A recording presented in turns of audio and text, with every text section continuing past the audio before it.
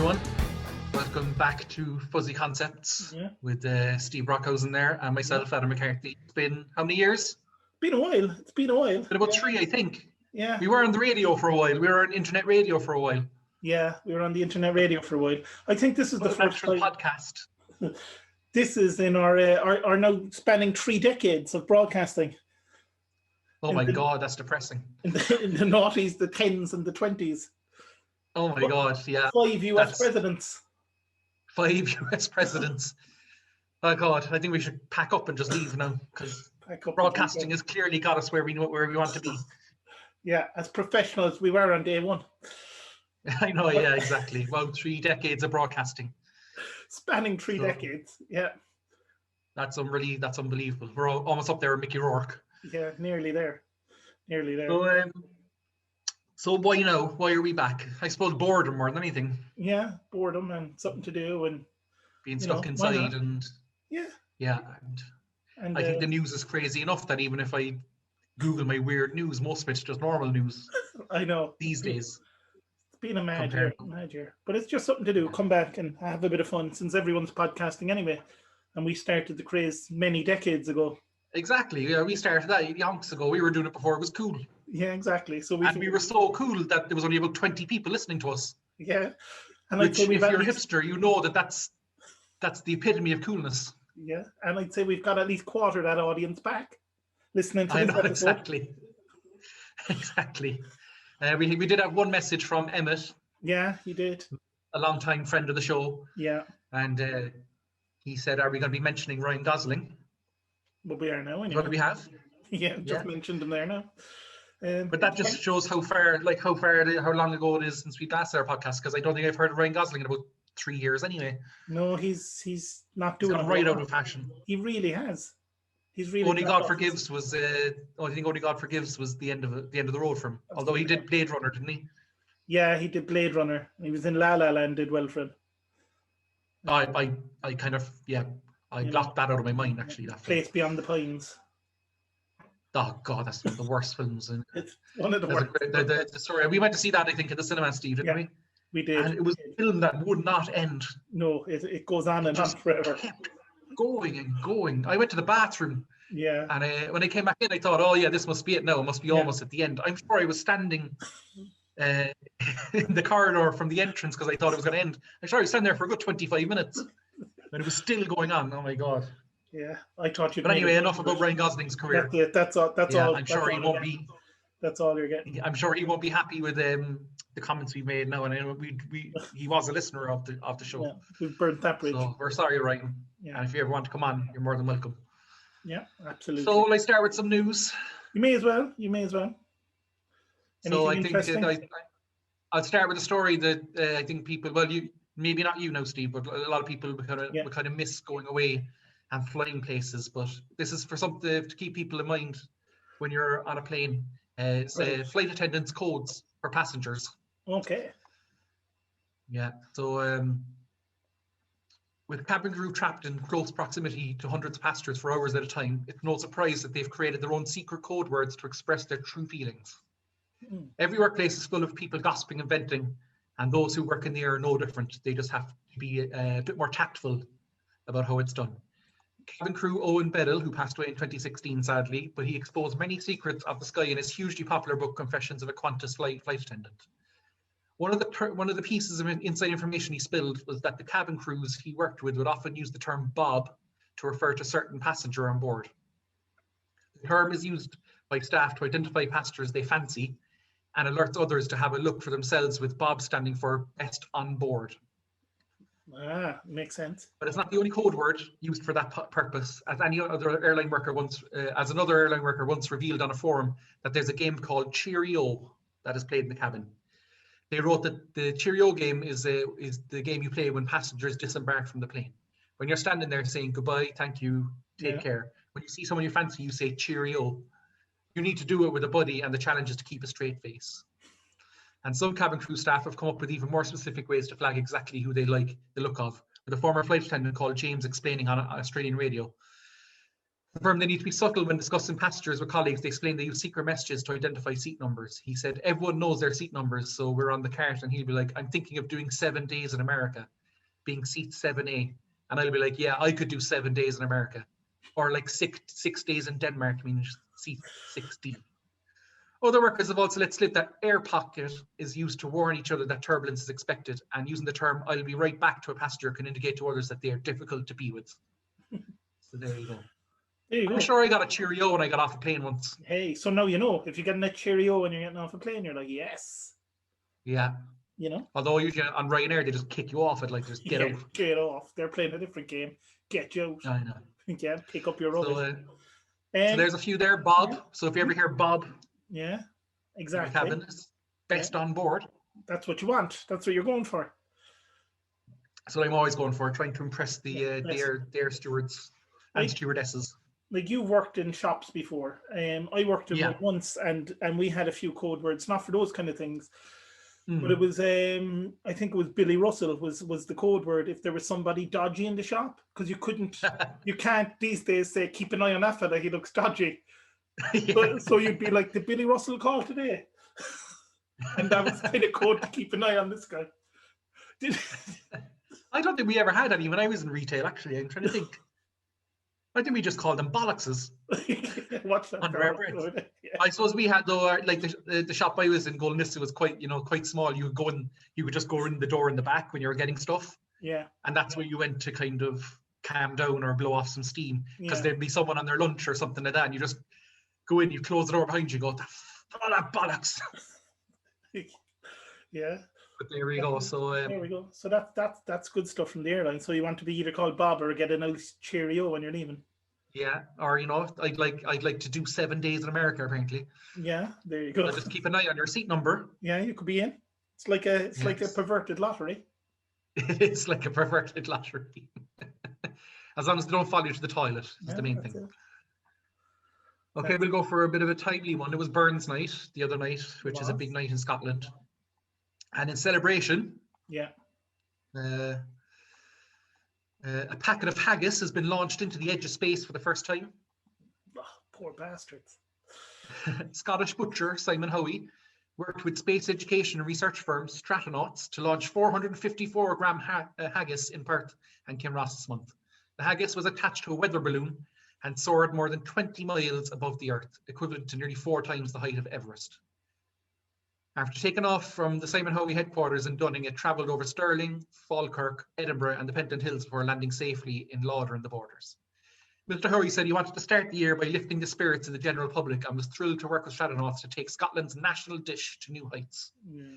Burns Night is one of the most important dates on the food calendar for us, and we wanted to mark the occasion by sending the UK's best-selling haggis, the original 454-gram, to the edge of space, he said. Mr. Howie said his company had worked hard to increase production in the run-up to Christmas, and now Burns Night, which Scots celebrate the 25th of January to mark the life and works of poet Robert Burns. So there you go, haggis in space. What a time to be living in. Imagine if you were walking down the street and the haggis fell and hit you. What a way coming from the balloon. What a way to Would go. They believe you? Killed by haggis. Yeah, I'm not a big haggis fan. I'd eat most things, but haggis isn't one of my favorites. Have you ever tried it? Yeah, it's a lot of offal. But spice. I thought it'd be like kind of black pudding or something like that. Is it not? No, it's more the lungs and things. Oh, lovely. Yeah, it's a lot of the innards kind of mashed inside in the stomach, but it still has the oats and spices and things as well. Just to cover the horrible taste of the rest of the stuff. Yeah, more than likely. It's like black pudding is delicious, but when you watch it being made, it just looks so wrong. It's just a giant big bucket of blood.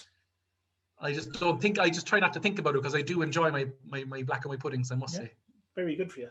Very good for you. It is good for you. There's nothing wrong with eating stuff, whatever it is. What is it, dried blood or something? Just blood. Just pig's blood and oats and some herbs and spices. See, what more could you want? Yeah. Good enough for him. Delicious. Okay, we've on to our next story. This one now is a little bit old, but yeah, that's all right. From our podcast, it's one that I had to save up and bring back. So it's a bit of Namibian election news. Oh, yes. As you know, I'm a big fan of politics, especially in Namibia. Yeah. So here we go. A man named after Adolf Hitler has won a local election in Namibia, but insists he has no plans for world domination. But that's what he would say. Yeah, he's hardly going to give that away. I know. Unona Adolf Hitler, 54, was elected as a local politician for the town of Umpunja in the north of the country with 85% of the vote. Wow. I mean, he outpolled the original Adolf Hitler. He did. How much? I mean, they only got about 30% of the vote in their election in 33. So it's safe to say he's the most successful Adolf Hitler in history. Well, yeah, he hasn't killed himself in a bunker yet, so yet is the operative word, though. Yes, yeah. However, Mr. Unona, who, as he prefers to be called, says that despite his unfortunate name, he has no plans to take over the world. Speaking to the German news website Bild, he said his father gave him the name without understanding who the Nazi leader was or what he stood for. Namibia is a former German colony, so it's not unusual for streets, places, and people to have German names. It was a perfectly normal name for me when I was a kid, he said. It wasn't until I grew older that I realized that this man wanted to subjugate the whole world and he killed millions of Jews. The fact I have this name does not mean I want to conquer Oshana, the local region. And when asked why he did not change his name, he said it was too late to do so, adding that he does not use his official full name on social media accounts or in public. Mr. Unona won his election by 1,196 votes to 213, which handed him a seat on the regional council. Imagine being the guy who lost Adolf Hitler. I know, I've lost Adolf Hitler. 2021. Yeah. I wonder what his brothers are called. He has them. Mussolini, Leopold. Genghis Khan, maybe. Yeah. Jeez. But it's not his first foray into politics, though, and he's been a popular local councillor for some time, as well as being an ardent anti-apartheid activist. So fair play to him. Fair play to him. Congratulations to him in the election. Yeah, he's trying to bring the good name Hitler back again by being anti-fascist. Yeah, and you know what? And the best thing is, I think it's great because if Adolf Hitler came back to life and he saw that there was a black Adolf Hitler and got, one election by way more percentage than he did. Yeah, he wouldn't like it one bit. Great. Kill himself all over. And the Unona Adolf Hitler probably has 2 balls as well. Probably. I mean, that's already double what Hitler had. Yeah.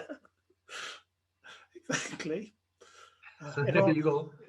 We can't have an episode without Hitler coming in there somewhere. That's why I had to put it in there. It had to be there. Okay, we'll go on next. Now we're going up to America, to Oregon. A car thief who found a toddler in the back seat of a stolen vehicle drove back and chastised the mother for leaving the child unattended before taking off again, police in Oregon said. The woman went into a grocery store about 15 feet from the car on Saturday, leaving her 4-year-old child inside with the engine running and the vehicle unlocked, said Beaverton police spokesman, Officer Matt Henderson. A store employee told authorities the woman was in the market for a few minutes before someone began driving away with the SUV. Once the thief realized the toddler was in the back seat, he drove back, berated the woman for leaving her child unattended, told the woman to take the child and drove away in the stolen vehicle. He actually lectured the mother for leaving the child in a car and threatened to call the police on her, Henderson said. Yeah, well. Henderson said that the woman did nothing wrong and was within sight and sound of the child. He said the incident served as a good reminder to take extra precautions with children. Obviously, we're thankful he brought the little one back and had the decency to do that, Henderson said.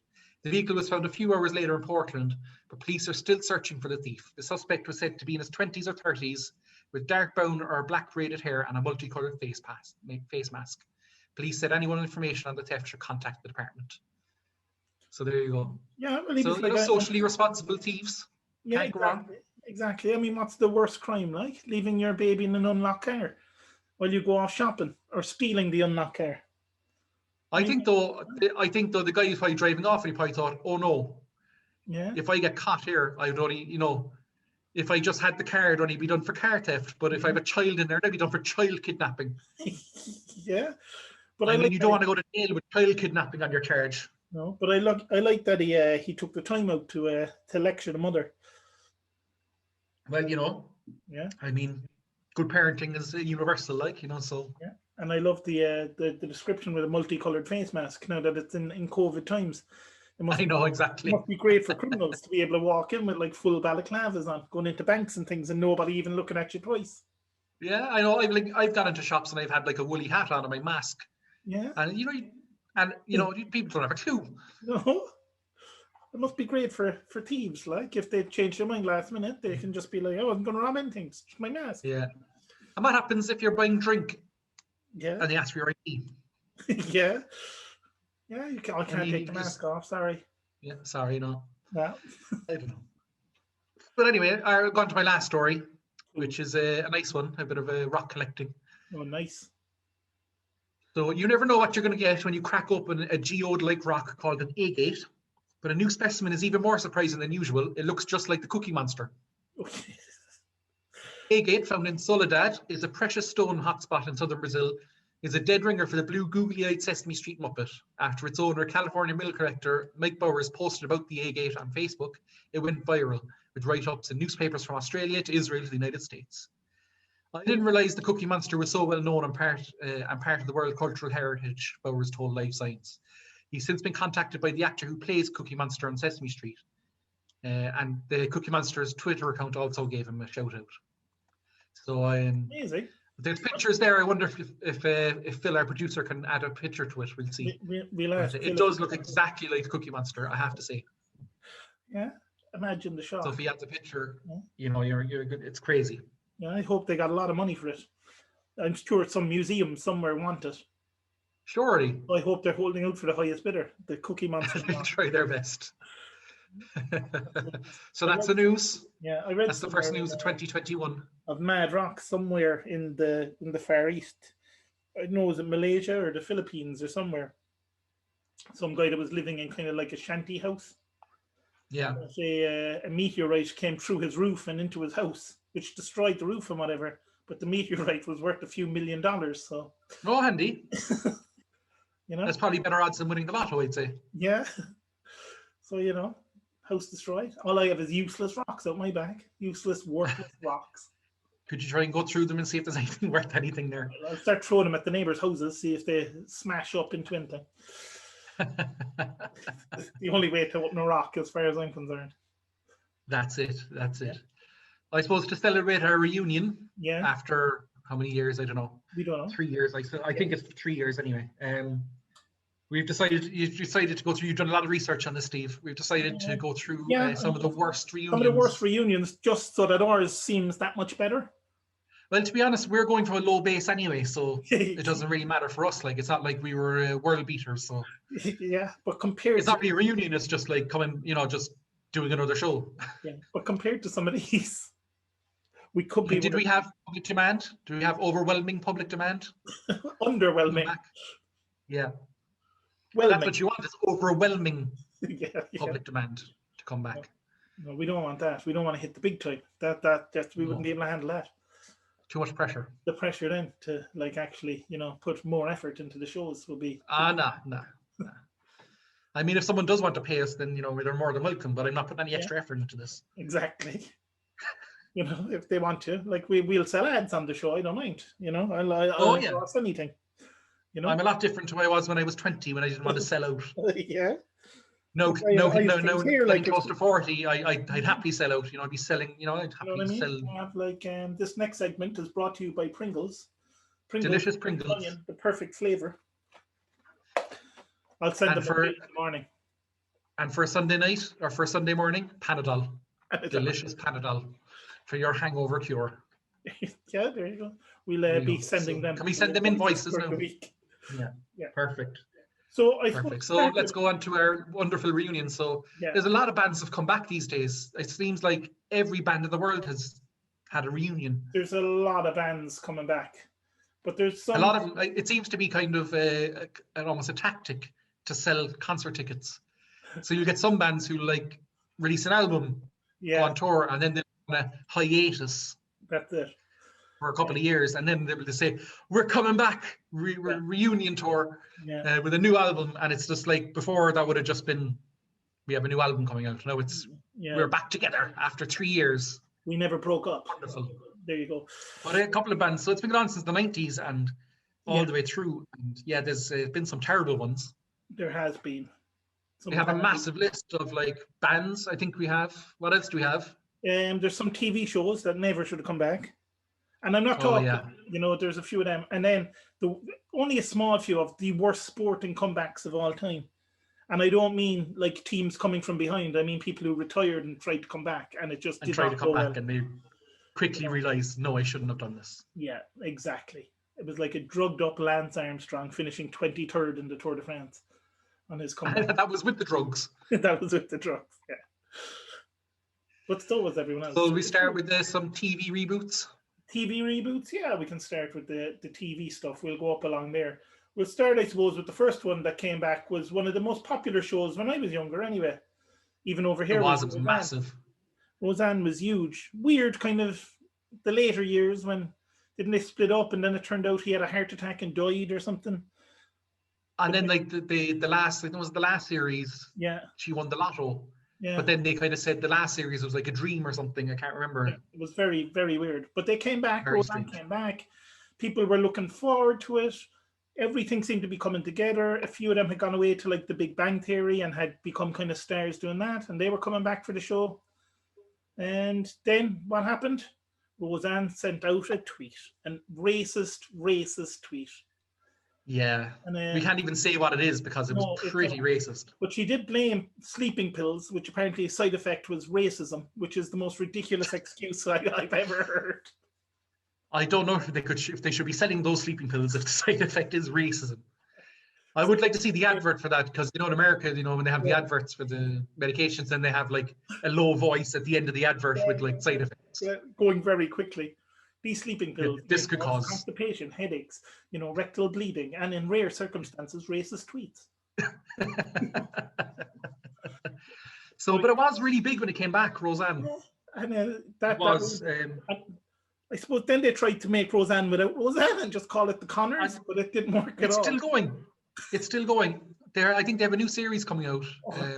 But yeah, they basically just killed her off. Yeah. And just covered the name of the show. It's basically just a totally different show with actors who used to be in Roseanne playing themselves, which is... Yeah, pretty much. But like the thing, Roseanne, I think she's pretty crazy anyway, so she's always been kind of tweeting mad stuff. Yeah. There's always kind of a bit off the wall. I think that's the thing is, like, if we had Twitter back in the 80s, who knows what some of the people would be tweeting. Oh, God, some of your heroes would probably not be heroes anymore. No. Definitely not. I think social media is really, especially if you're after sleeping pills. Yeah. Those rare side effects. Leave the phone at home. Yeah. Pesky. We'll go on to the next one. So the Brady Bunch Variety Hour. Yeah. So the Brady Bunch was a hugely popular show, and it was. I mean, that was repeated up until the 90s, really, wasn't it? Yeah, it was very, very popular. And they had a reboot film with different actors. Yeah. It didn't. And that was kind of a bit campy, wasn't it? It was kind of a bit knowing. Yeah. A bit meta, I think, when it was coming back. Because was it set in the 90s, actually, or something like that? Yeah, I think so. I think they were kind of, I don't know, it was almost like a parody of the original rather than just trying to have the heart of the show, which it had. But yeah. So anyway, it made sense to have a variety program with the same stars. Yeah. And despite the first episode opening to 20 million viewers, huge amount. The show so bad, they soon stopped watching, and it lasted for just 9 episodes between 1976 and 77. Yeah. In his book, Growing Up Brady, Barry Williams, who played Greg Brady, described the show as incredibly bad.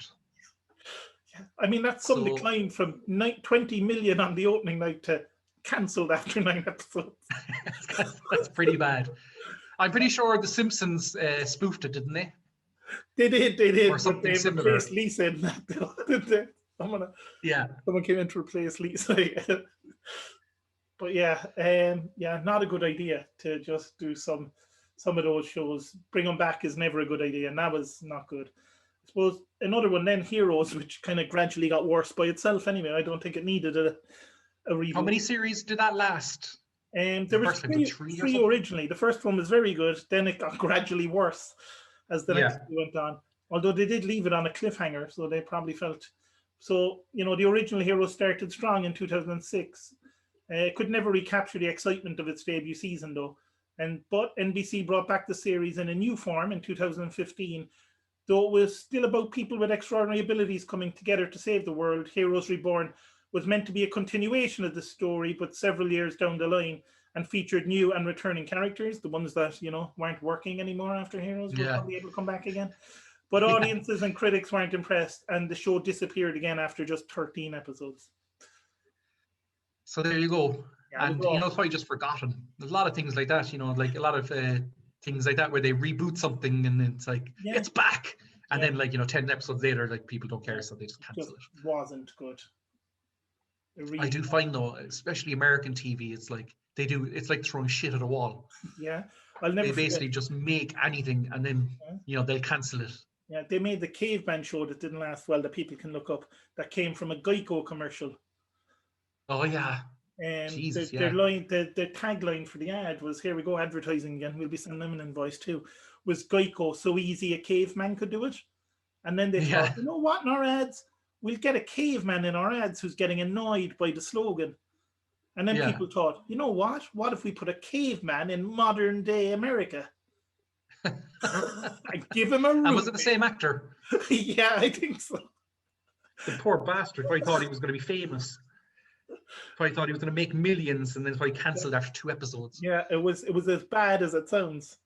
Let's just drop it, an intelligent caveman in with this kind of a weird odd couple-y roommate. No, it didn't work. And make a series out of it. Oh my god. Yeah. And probably like 25 episodes or something like that. Yeah. Didn't last long. No. So we'll go on now next to one of my favorite shows when I was growing up. Oh, it was great. When I was a kid, Knight Rider. Yeah. 1980 Secret Agent series is really just the story of a boy in his talking car.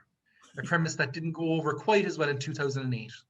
Justin Browning led the reboot, playing the son of David Hasselhoff's Michael Knight, with former Batman Val Kilmer voicing Kit. Oh my god. Yeah.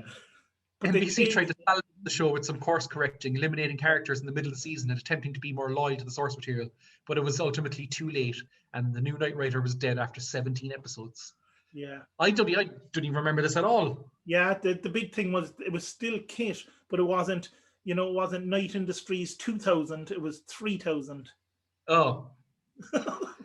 They couldn't go over 2000 because I was in the past. No. And a talking car seemed mad, but your car kind of talks to you now anyway, doesn't it? A lot of cars have. It does. I mean, when you're doing your sat nav and stuff, and you can use whatever. It doesn't seem space aged anymore. No. I suppose the only thing space age still from it is probably the car coming out of the lorry while it's moving. Yeah. Because for safety reasons, you can't really do that anyway. So, I mean, that's probably the only thing. Wasn't the boss in Knight Rider from Cork? It could have been, yeah. I think I'd have to look that up sometime. I'm sure he was born in High Street in Cork. So there you go. People can make it into 1980 series. Yeah. I mean, he was the real star. I mean, David Hasselhoff. Yeah. What's he ever done?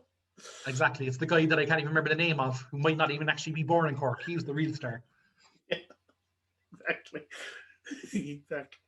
So we move on. So Mad About You, another show that was hugely popular, one of the most popular shows of its time. It had a nice ending that kind of wrapped everything up. Yeah, I remember it. I used to watch Mad About You. I liked it. Yeah. And for absolutely no reason at all, they decided they were going to come back in 2019. That's crazy. They played same couple, same actors, but they were a couple of empty nesters now as their daughter Mabel, who when she was born in 97 was a massive TV event. She'd left for college, but the show was not loved anymore by audience or critics who felt it was just plain awful. It was cancelled. I'm not sure if there's still another series coming or what, but yeah, maybe when they. I found that very mad that it was coming back. I mean, Helen Hunt is a fairly successful actress. Yeah. She's been nominated for Oscars, I'm sure, and everything. She's been in some very good films. And Paul Reiser. Yeah. He was in Whiplash. Yeah, he probably needed some work. That's the only thing I can remember really him being in. Yeah. I'd say, so, maybe he just needed the cash and he said, called in a favor. Yeah, basically, Helen Hunt, I started your career, come back. Yeah, exactly. But when a show wraps up well, you kind of want them to just leave it alone. Exactly. Yeah, there's no point in something coming back.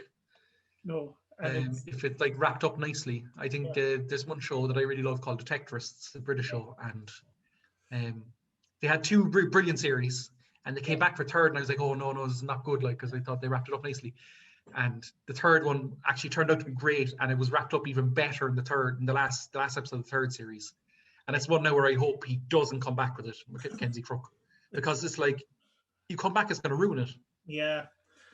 It's just every storyline was wrapped up the perfect way, and I don't want to know anymore. They'll come back now and ruin it with the same. Come back and ruin it now. they'll bring in like new character based on God, someone. But Mad About You, I feel like that's the quintessential 90s sitcom. It was one of those. There was that, and Seinfeld and Friends were all set in New York, all they all on NBC. And I think there was one episode. I think there's one episode, and they had it like it was set on one night. So I think it was Thursday nights used to be on. Yeah. And they set it so that there was a power cut in New York. All right. And every episode, so this Friends, Mad About You, and I think Seinfeld as well, had a power cut in their storyline. Brilliant. Because you had the crossover with Friends, didn't you? Phoebe's sister was kind of the ditzy waitress in Mad About You. Yeah, and Kramer was, I don't know, was Kramer was involved as well. Tied in there somewhere. I'm not sure what it was. I can't remember. Yeah. I'd have to look that up again, but I'm sure Kramer was definitely involved in it as well. So they all overlapped with each other. I know Kramer turned up in it a few times. He was like a neighbor. Yeah. He was like upstairs maybe or something like that. Crazy. Or maybe they were set in the same building even. That would be cool. Yeah, but it was pretty funny that Phoebe's sister basically was in Mad About You as a kind of a waitress, wasn't she? I think, or something like that. She was a waitress, she was kind of ditzy waitress. But so there we go. So this is one no show I've never watched actually, and I remember it was huge. Yeah, when it came out first. So 24 Legacy. Yeah. The 24 premiered not even 2 months after the September 11th attacks, at a time when American audiences were primed for an action-packed series about foiling terrorist plots and taking up prisoners every man hero. It ran for 8 seasons, plus a TV movie and an event series, all starring Kiefer Sutherland as the seemingly unkillable Jack Bauer. In 2017, Straight Outta Compton actor Corey Hawkins took over the real-time franchise as Soldier Eric Carter in 24 Legacy. Critics took the spin-off to task not only for its pacing issues, for its problematic depictions of Muslims. 24 Legacy was not renewed. Yeah. It was very much of its time, really, 24. Yeah. And it's something that, the only show I think that's ever had like proper spin-offs that have done really, really well is probably Law and Order, but even some of those ones have, like Trial by Jury, didn't do too well. Yeah. But, I suppose with that one, it's easy because it's the same show over and over again. Yeah, you just have different. It's just it's procedural, so like you're just filling in the kind of the case details basically.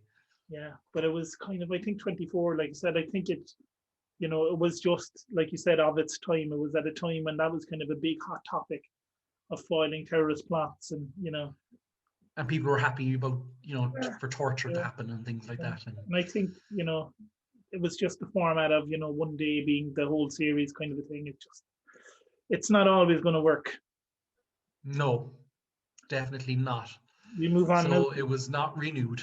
No. So we move on to one that's, as far as I know, it's still going, which is Magnum PI. The reboot into its 3rd season. It's pretty much the same premise as the original. I think it was Ian Neal or something. That's now a private eye in Hawaii or where. Higgins, though, is now Juliet Higgins, and that's fair enough. And they made Higgins a woman.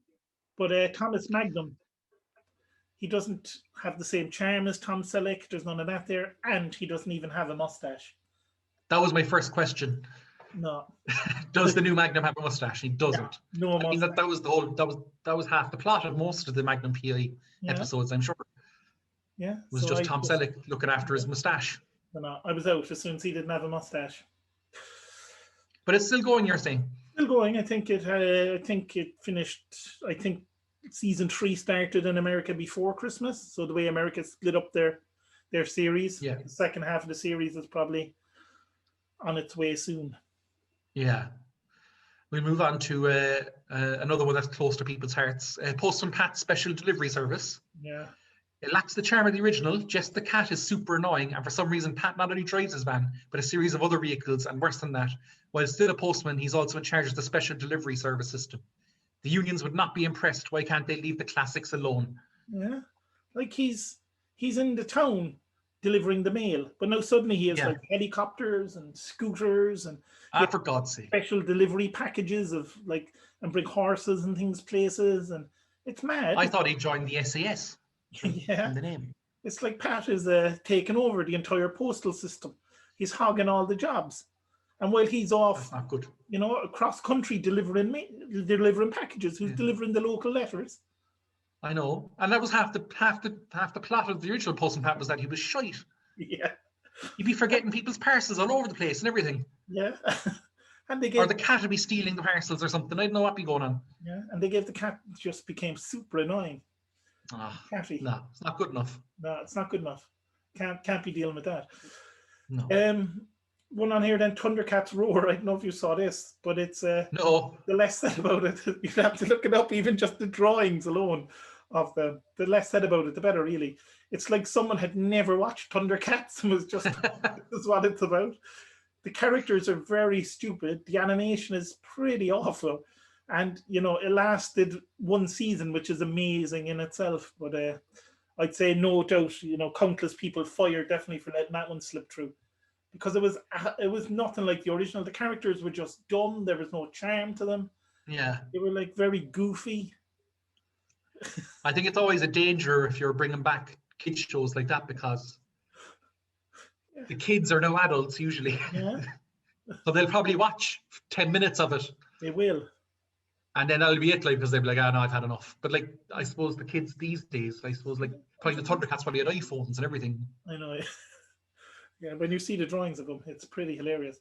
But I must look that up. Well, the Den as well, coming back in Ireland, but they put it on a Sunday night, clearly aimed at the people who are in their 30s who used to watch it as kids.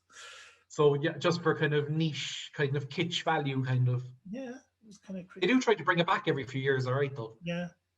I had a few more then that we didn't go into, but I know you watched some of these shows. So Arrested Development, What did you think of that when that came back to It was all right. They did an interesting thing, kind of. It was kind of a Rashomon kind of thing, where each episode was from a different character's viewpoint. Yeah. Which I can understand, because they had a hard time trying to bring people back because it was a big cast and a lot of them were busy. But it worked a bit, but it got a bit tiring after a while. Yeah. So then Mitchell Hurwitz, who is the producer of the show, he re-edited it, season 4. And made it kind of more into kind of the classic version of the sitcom. And that was an improvement on it. And I think they had 1 or 2 more series after that. I kind of lost interest. Yeah. But there was a massive thing where Jeffrey Tambor, who plays the dad of the Bluth family, he kind of got cancelled in an interview with the cast. Yeah. The mother, Lucille Bluth, who is played by, I can't think of her name now. But anyway, she kind of said that he kind of freaked out at her a few times. He's very intense apparently when he's acting, and he freaked out at her a few times for forgetting lines and things. And she was saying, I was very upset about it. But then Jason Bateman and Will Arnett, who both play major characters, they kind of backed Jeffrey Tambor up. Right.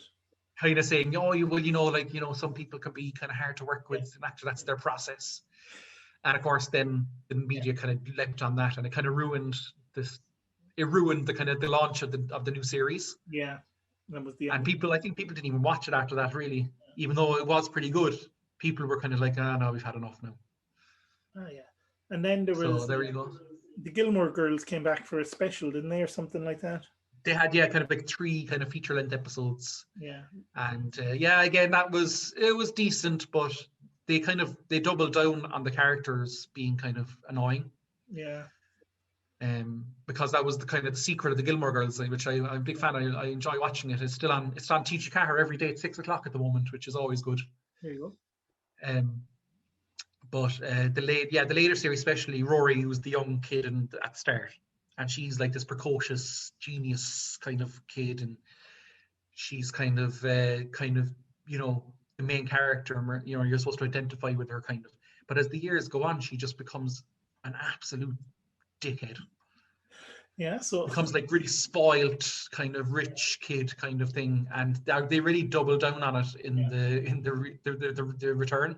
Yeah. And I was watching it as I was going along, and I was enjoying it, but I was like, God, I really hate her. Yeah, it's not really rooting against the main character. I was rooting against her. I was like, oh God, get rid of her.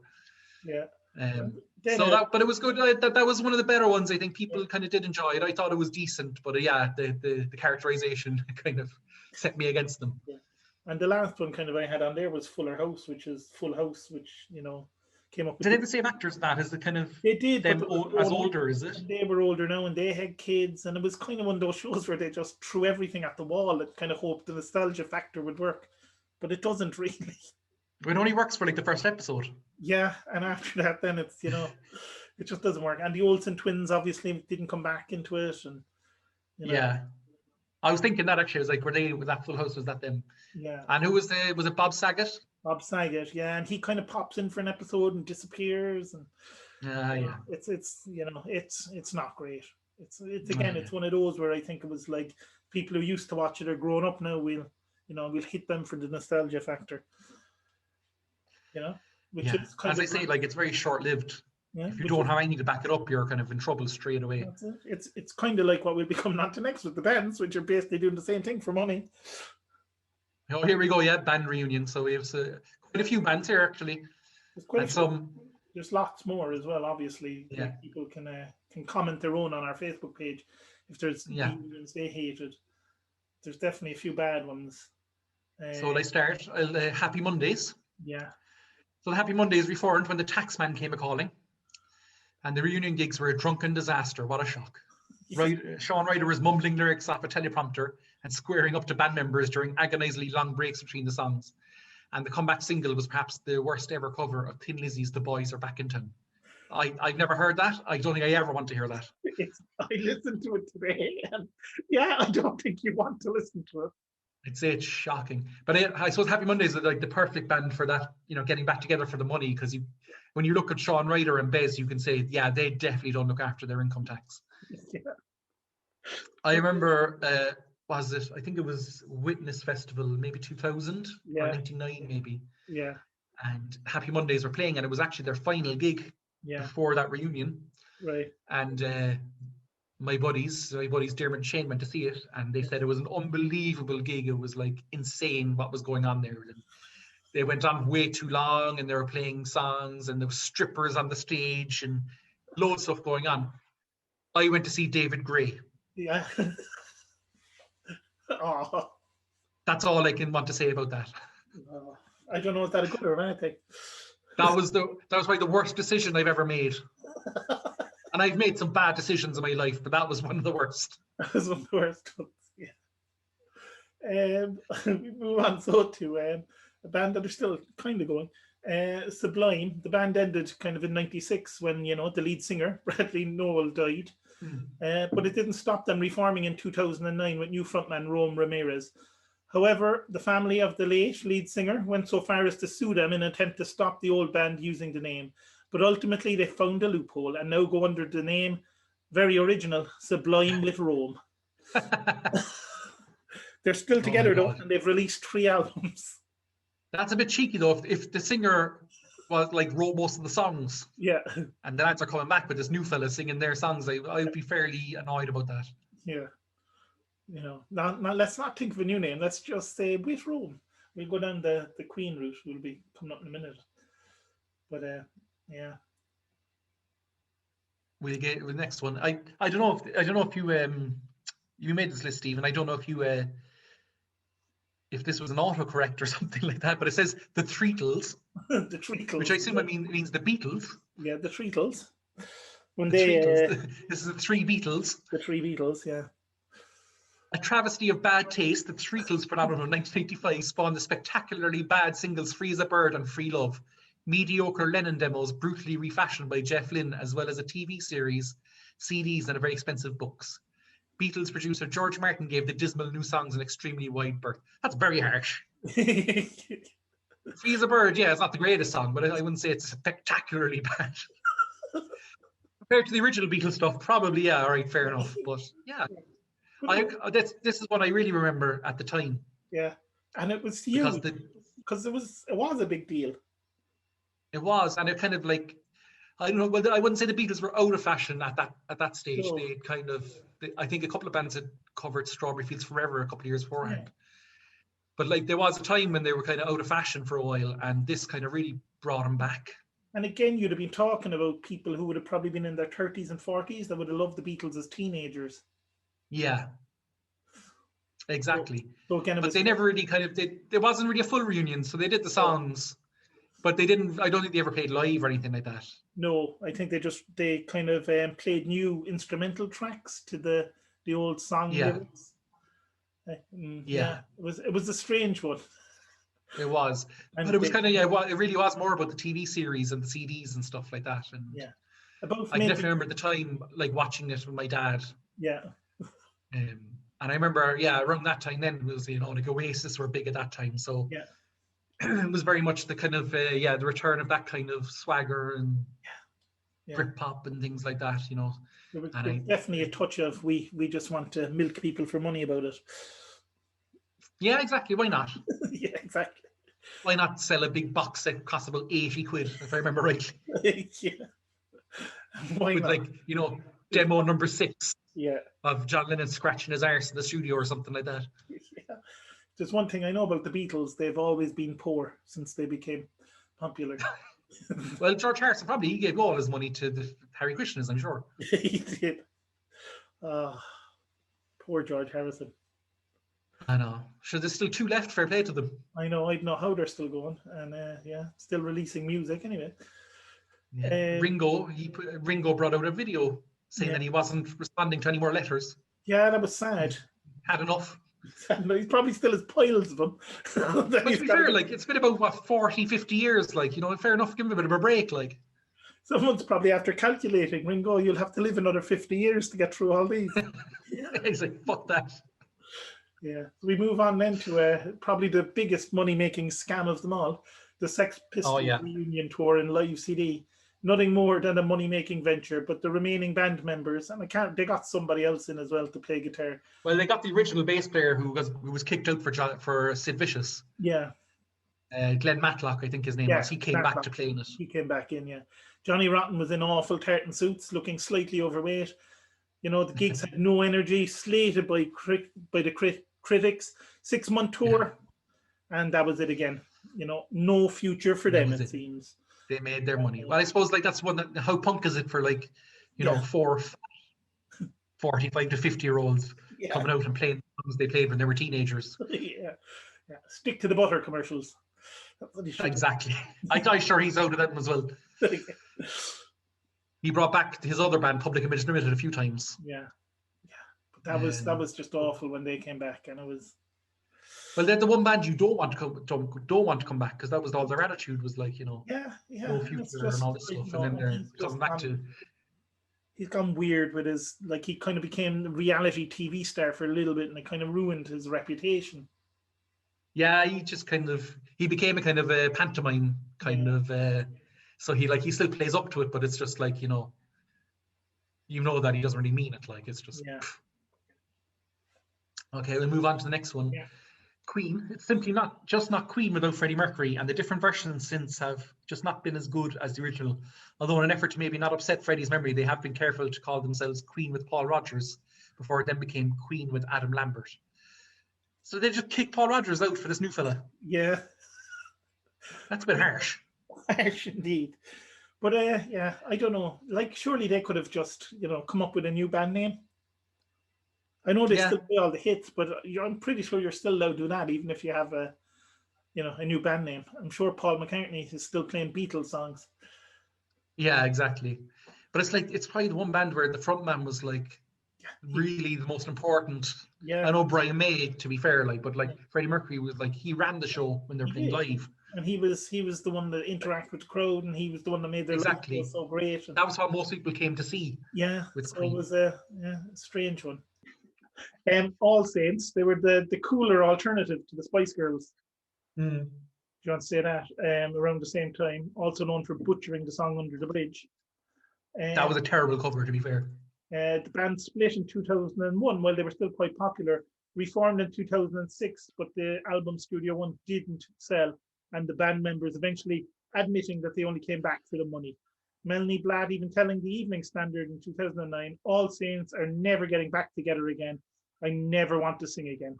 True to her word, the band reformed in 2014 to tour with the Backstreet Boys, and in 2016, their album Red Flag entered the charts at number 3, and they are still going today, proving some bands can put the past behind them and also that Melanie Blatt is a dirty, filthy liar.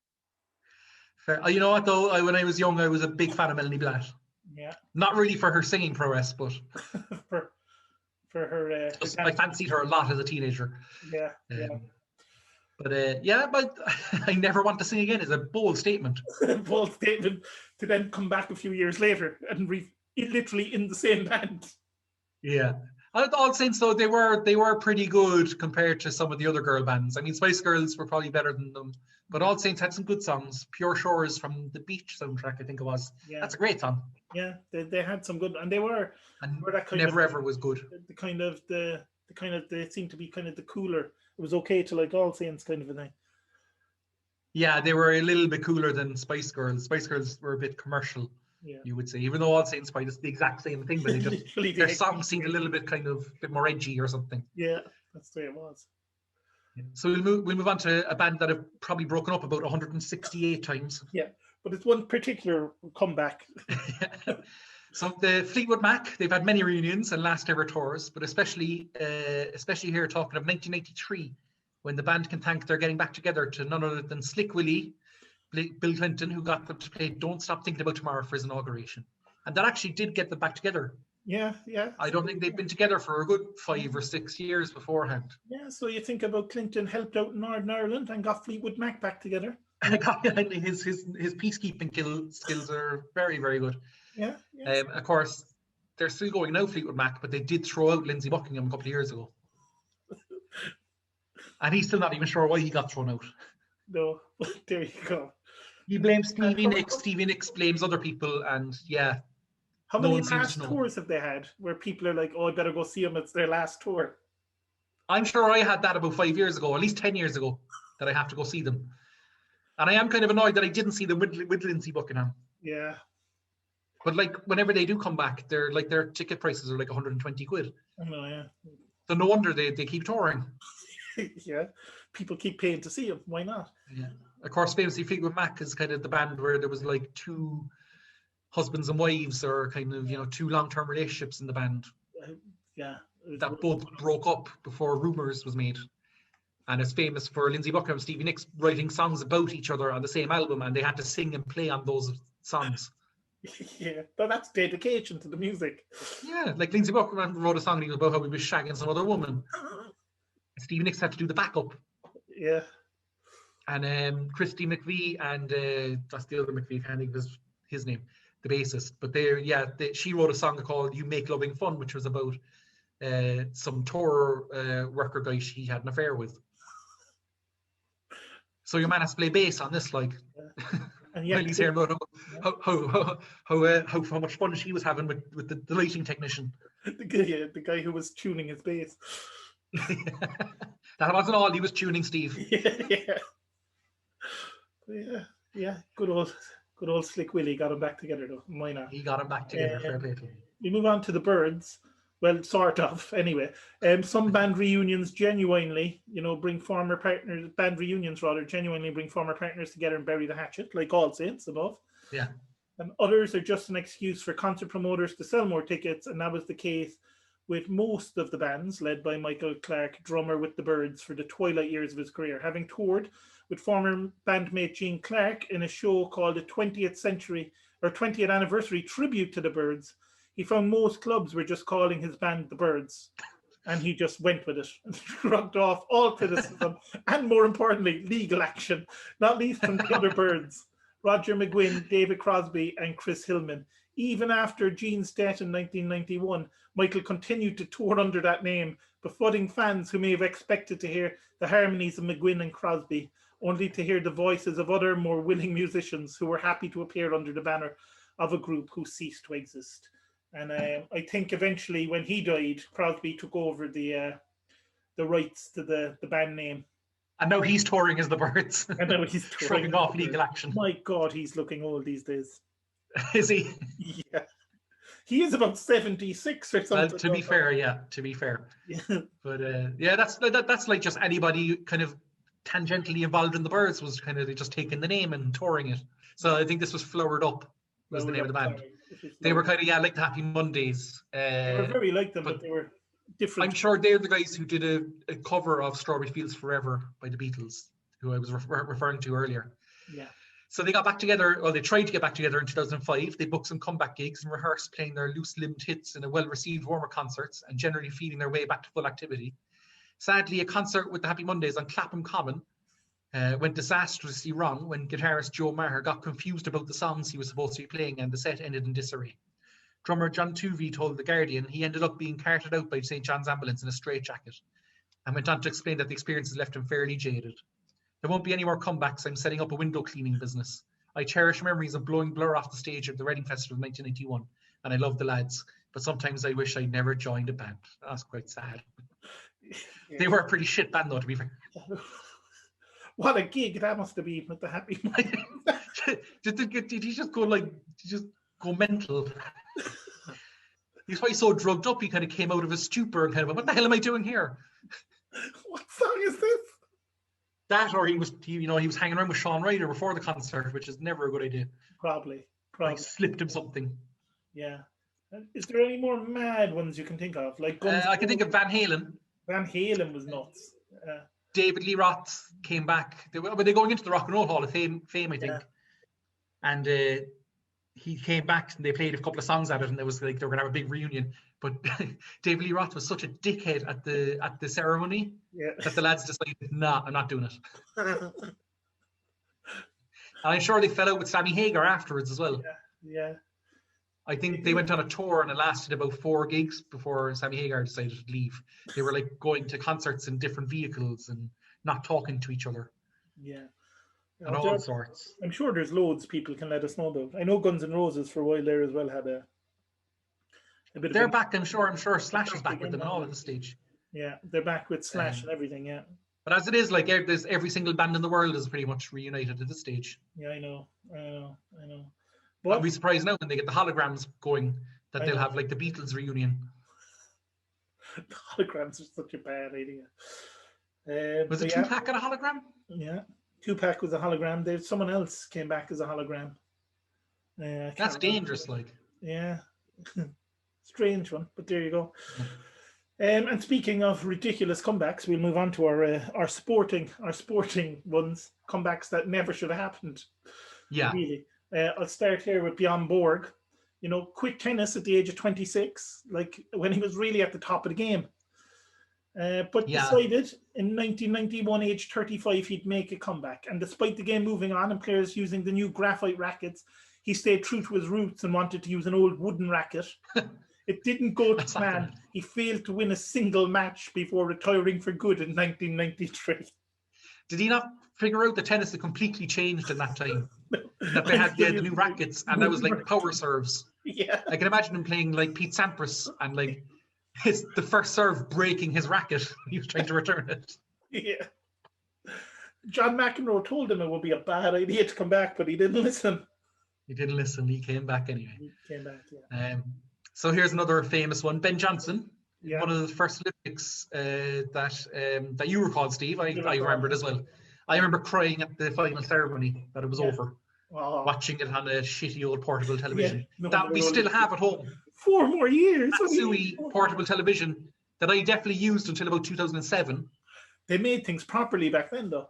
They did, and that was 1988. Yeah. That TV is still in the attic at home, and I'm sure it still works. Probably. But anyway, he was banned until 1991. Yeah. And when he made a comeback, and he made the Canadian '92 Olympic team and made the semi-finals for. He stumbled out of the blocks to go to that stage and then test positive again for steroids and get banned for life. Yeah.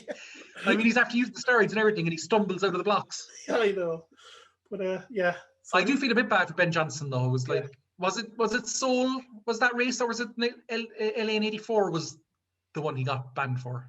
Was it '88? 88 in Seoul, he got banned for. Yeah, he beat Carl Lewis.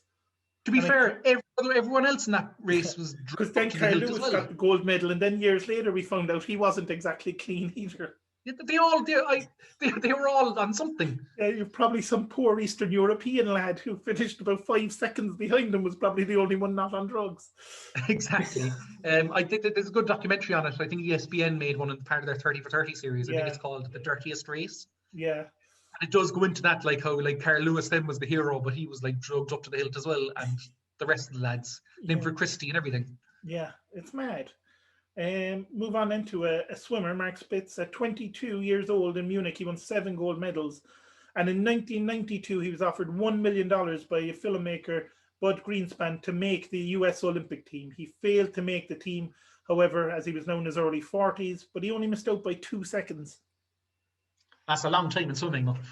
It is a long time, but for a guy that. But like, to be fair, like, you know, to put it in context, like, he won his 7 gold medals in 1972 in Munich. Yeah, and this was 20 years later. Yeah, when he was now 42 years old. That's a bit hard. That's hard. Like, and like, you know, unless you want to steroid yourself up. Yeah, and he probably did to get that close to qualifying. try. We'll move on. Joe Louis, who once held the heavyweight title for 12 years and 25 fights, defending the title in 72 career fights. He lost just 3 and knocked out his opponent 57 times. Yeah.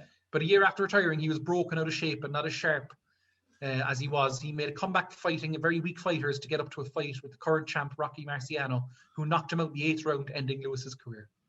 Yeah. Steve, you say what you always remember about this fight, though, is the barbershop scene in Coming to America. Yeah, when they're arguing about the best fighters or whatever, and your man is Joe Louis. He's Joe Louis's greatest fighter. And, you know, Eddie Murphy's playing one of the white guys in the barbershop as well. He's playing every single character. Yeah, he plays them all. He's like Rocky Marciano. And then they're like, every time we talk boxing, the white guy's got to bring up Rocky Marciano. And then he's like, yeah, he kicked Joe Louis's ass. And he said, that's right, he did kick. And he's like, Joe Louis was 145 years old when he fought Rocky Marciano or something like that. That whole scene. But there's a lot of boxers. Yeah. I mean, George Foreman was fairly successful when he came back. He did. There's been a few good comebacks, so we want to avoid that. He won a world championship, but I don't know if it was one of those shite world championships, was it? I think it was one that was kind of just vacant for a while or whatever it was. But I think he was about 42 when he came back and won that. Yeah, and then Tyson's come back a few times. Yeah. That fight that he had there a couple of weeks ago, Steve, what the hell was that about? I don't know. That the money, I think, is the answer. They weren't even allowed to hit each other properly or something, was it?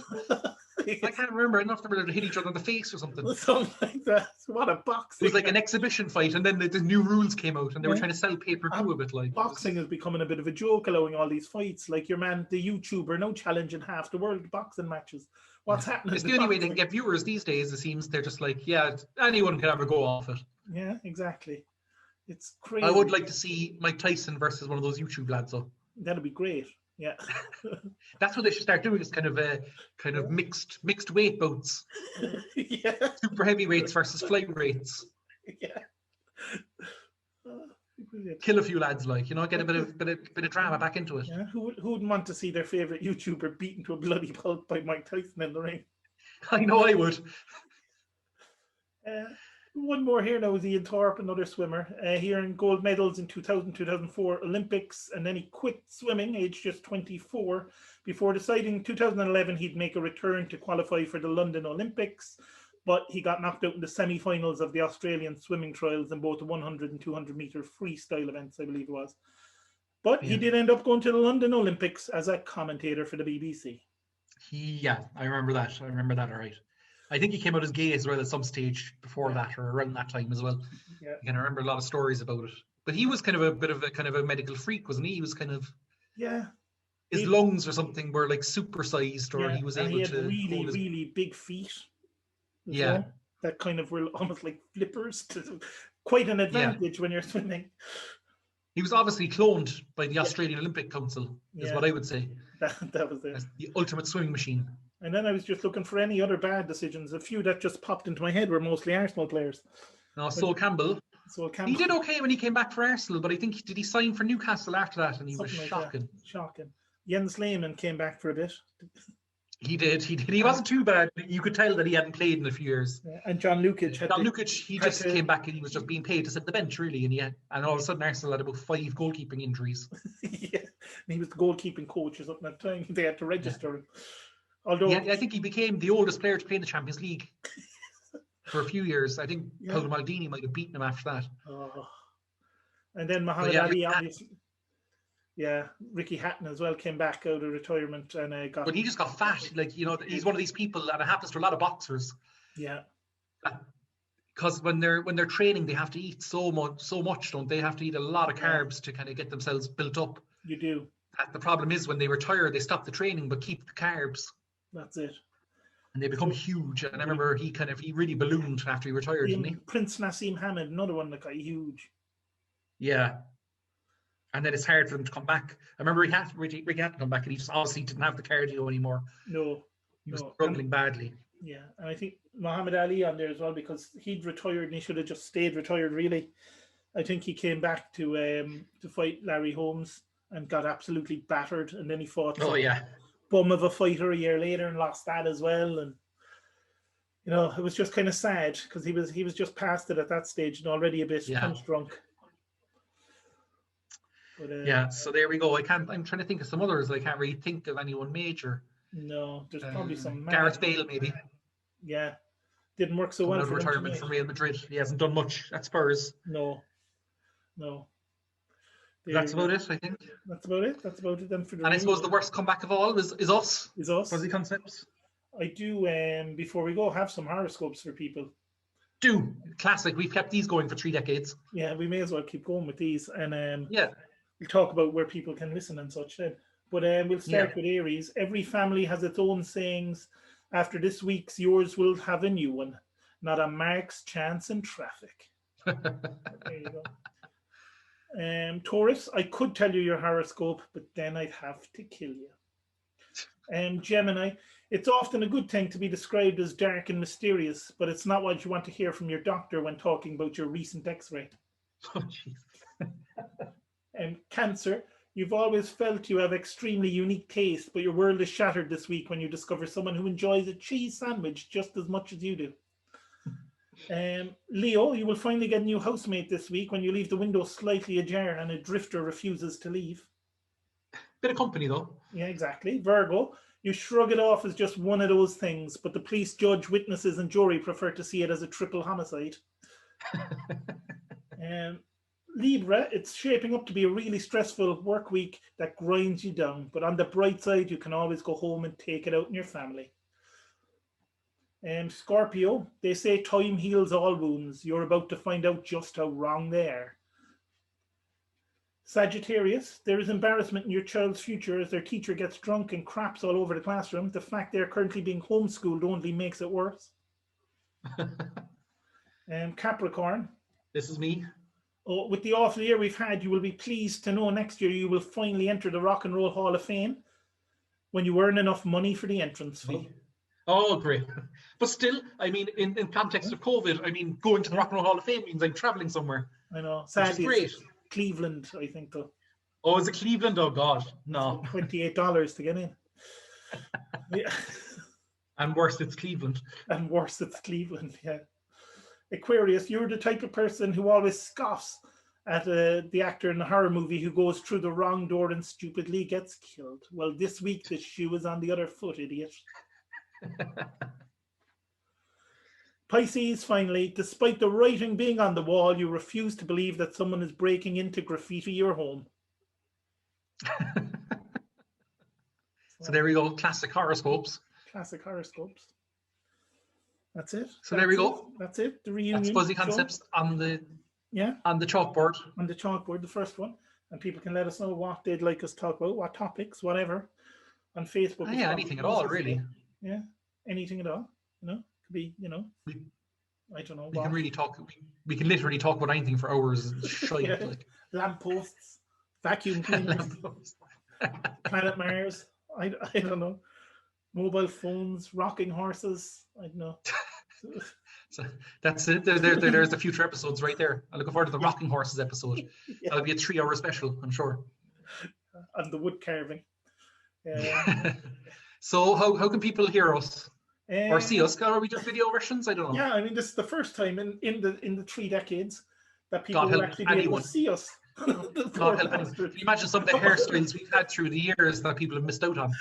Yeah, and there was the classic one with the baldy barber in Bart Street who cut my hair and refused to cut it properly.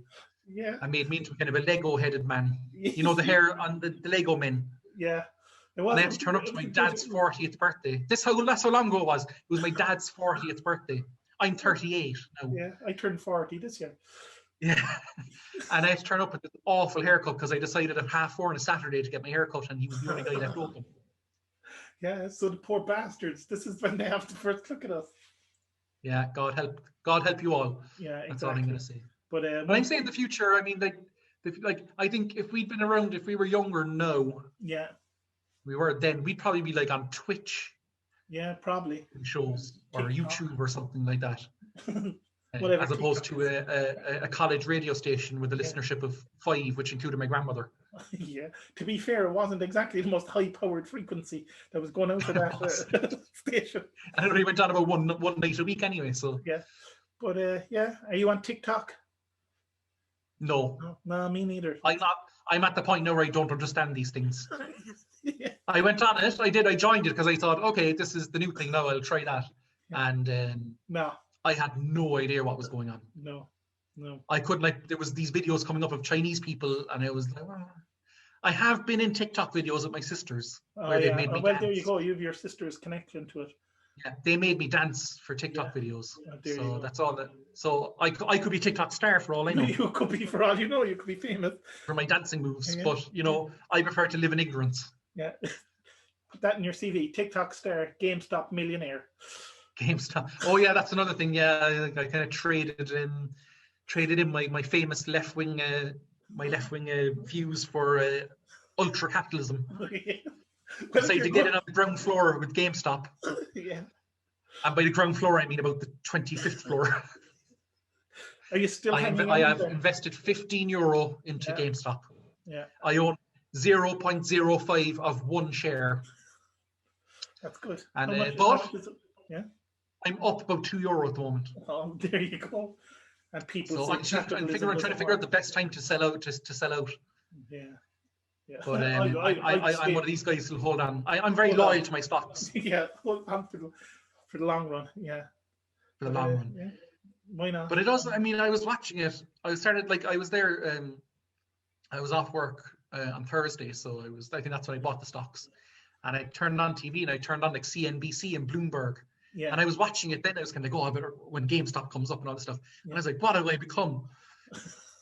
Watching these business channels to see how my €15 investment is going. Your family would be so proud. But that said, I know, like, I can see why some people are rich and Yes. some other people don't have that kind of, they don't have that kind of thought about money. Yeah. In that, people will put hundreds and hundreds of euros into the lotto, Yeah. where if you actually put hundreds of euro into some shares, Yeah. you actually might come out with more than you'd get from the lotto. You might. You probably would. And that's the turn now. I'm the new Elon Musk, Yeah. just without the engineering background. Exactly. And the dodgy South African history. Well, yeah, the apartheid diamond mine definitely helped. Yeah. I mean, if I had an apartheid diamond mine, yeah, Yeah. You'd be a different person. I'd be up there now. Yeah. Exactly. Podcast would be in HD. It would be in HD, and yeah, but we'll just have to cope with our crappy laptop webcams. Yeah. And so people can listen to us across. Actually, I'm just thinking there, Steve, before you go on, this is probably the first time we've ever done a broadcast with us not being in the same room. Yeah, which is really. Although there was the championship podcast. There was one. There was a guest on. Ago. But otherwise, this is the first time, like, properly that we've broadcast together and not in the same room. It's amazing what the future will do for you. It's crazy. But hopefully, once all this dies down and we're all vaccinated, we can get into the studio and do it. A proper studio, can you believe it? I have a nice studio set up in the attic, so ready to go for us. That was our old studio setup. Yeah. I should say that as well, actually, that it doesn't help that we don't live together anymore. No, it makes it. That was after. I think that was like a few years ago now. Yeah. And that was kind of, because we had the studio in the attic, it was easy for us to do it. And then, But now, look, we have technology now. we've technology now to do the same thing. Yeah, and that's it. That's basically it. I mean, we've gone from 5 listeners in Ballyfihan to 5 listeners worldwide. That's it. So we'll hopefully just that my grandmother can't be arsed to listen to our podcast now.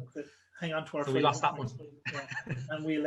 I suppose we'll be back next week. I suppose people can listen to this all over the place. Hopefully, if everything's set up, it'll be on Spotify. And iTunes and iHeartRadio and all these other God help podcasty things. And which is a lot better than our original Fuzzy Concepts podcast, which I think you could only get on Mixcloud, and I'm not even sure you could download it. You could only stream it, because I couldn't figure out how to do the podcast properly. Yeah, but there you go. Now look at us now. Yeah, technology will look after it all for us. So we'll share it out on our Facebook page if people want to jump on that and chat to us or do whatever they can. And we'll lob this up on the Boom Entertainment website as well, because we very good. So we have. Have you anything else to promote? Deep Red Productions. Yeah. Deep Red Productions. So not doing much because there's no film. For all your video needs. Well, it's very hard to do videos when you can't stand next to someone. No, it's pretty difficult for actors as well. But there is that Indian guy. Did you see that video I sent to you? The Indian guy. I mean, he's willing to work in any film you want. He'll stand in front of a green screen. Yeah. And he had a wonderful video of him pretending to walk behind like some sort of moving footage. We might be able to save up and get him to do an intro for our video podcast. I think so. I think that's the best thing to do. We'll throw him a few rupees, and he can do some sort of James Bond action feature. Yeah, make it seem far more exciting than it's going to be when we're talking about, I don't know, oak trees or something. Oak trees.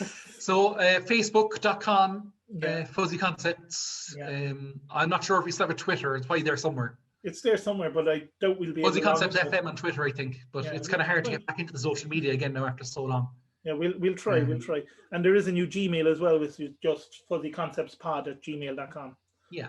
And I think we're open to having guests on as well. Open to having guests. We'll have some people who've been guests before. We have. And maybe some new people. Yeah. So if anyone wants to be a guest, just let us know. We're happy to have guests on to chat about whatever topic they want to talk about. Exactly. Why not, for a bit of fun? Exactly. Ryan Gosling. Yeah. He's not busy at the moment. Like, so. Yeah, he needs the exposure at the moment. He does. And what better exposure than two lads from Cork on a podcast of 5 people? You know, what a way. Well, you never know who's watching. Yeah, exactly. Ryan Gosling himself. Could be. I mean, he's a noted listener, so there we go. Yeah. Okay, Steve. Yeah. Always a pleasure. We'll leave it there. So, and we'll be back. Soon enough. Next maybe. A few weeks. Next week, a couple of weeks, something like that. A couple of weeks once we decide what we're going to do. Maybe it depends now. If we do every week, that could be tough. Trying to find the topics. We'll see. Every 2 weeks, unless there's a guest coming in that's going to talk about stuff. Please come on our podcast. We need something. We need it. Exactly. All right. So we'll be back again in a couple of weeks' time, Fee. And thanks to Phil for production support. Thanks to Phil for the production that he's about to find out he's doing. Yeah, exactly. Thanks, Phil. Good luck.